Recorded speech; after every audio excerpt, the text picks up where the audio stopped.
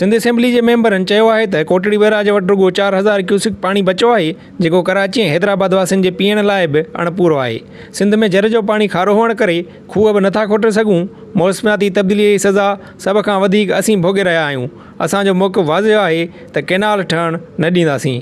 Sindh assembly जो इजलास deputy speaker Naveed Anthony सदारत हेठि थियो। इजलास में ॻाल्हाईंदे आबपाशी वारे सूबाई वज़ीर जाम खान छोरो चयो त पाणीअ जी खोड़ सबबि ॾुकार डिक्लेयर करे चुका आहियूं। हुन चयो त कोटड़ी बैराज वटि रुगो 4000 क्यूसिक पानी मौजूदु आहे, जेको कराची ऐं हैदराबाद में पीअण जे लाइ बि अणपूरो आहे। संदसि चवणो त मौसमियाती तब्दीलीअ जी सज़ा सभ खां वधीक असीं भोगे रहिया आहियूं, जॾहिं त मौसमियाती बिगाड़ में असांजो हिसो 1% खां बि घटि आहे। इजलास खे ख़िताब कंदे ज़राअत वारे सूबाई वज़ीर मोहम्मद बख्श महर चयो त IMF जे शर्तनि सबबि हिन साल कणक जो इमदादी अघु न ॾेई सघंदासीं। हुन चयो त कणक जी इमदादी क़ीमत न ॾियण सबबि खोराक जी खोट पैदा थियण जो इम्कान आहे। संदसि चवणो त सिंध में पाणीअ जी खोट हमेशह खां आहे। 6 केनालनि ते असांजो मौक़िफ़ वाज़िह आहे त उहे ठहण न ॾींदासीं।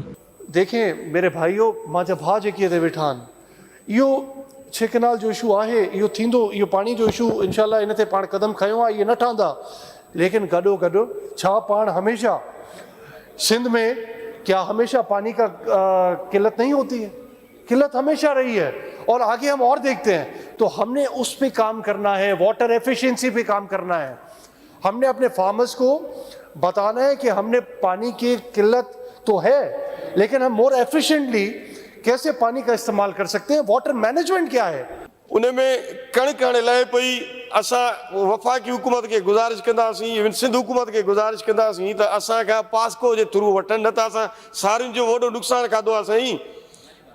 ऐं हींअर जॾहिं कणिक जो नुक़सानु खाईंदासीं, असां आबादगार आहियूं, पाण नंढा आबादगार आहियूं, असांजा ज़रई हारी हिन ज़रई उते जेके किसान आहिनि उन्हनि खे अगरि सारियुनि में बि न मिलियो, कणिक में बि न मिलियो साईं, असां वटि ॾुकार जी हालत थी वेंदी। क्योंकि मेरे जो लोग हैं जो 40 साल से मुझे इलेक्ट करके इस असेंबली में भेज रहे हैं, उनको पता है कि मैंने हमेशा उनकी बेहतरी के लिए काम किया है और काम करता रहूँगा। तो ये सारा क्रेडिट जाता है हमारी लीडरशिप को। सकाफ़त वारे सूबाई वज़ीर सैयद ज़ुल्फ़िकार शाह जो चवणु हो त उहा ॻाल्हि गैर मुनासिब लॻी त कुते जी क़बर ते अहलकार बीहारे तस्वीरूं ठाहे अपलोड कयूं वयूं। हुन चयो त कुते जी क़बर वारे मामले ते चवंदुसि, जेको हिसो बलोचिस्तान में अचे थो उहे उते तरक़ीअ वारा कम कराइनि, असां वारनि इलाइक़नि में असीं कराईंदासीं। संदसि चवणो त बलोचिस्तान बि हिन मुल्क जो हिसो आहे, उते बि पीपल्स पार्टीअ जी हुकूमत आहे। पाकिस्तान जी सर्वे जे हिसाब सां ॾिठो वेंदो त उहा कंहिंजी हद आहे। इजलास खे आगा सिराज दुरानी, फयाज़ बुट, ताज मोहम्मद, यास्मीन शाह, खुरम करीम सुमरो, मोहम्मद उस्मान ऐं ॿियनि पिणु ख़िताब कयो। सिंध असेंबली जो इजलास ख़मीस ॾींहुं 11 वॻे ताईं मुलतवी कयो वियो।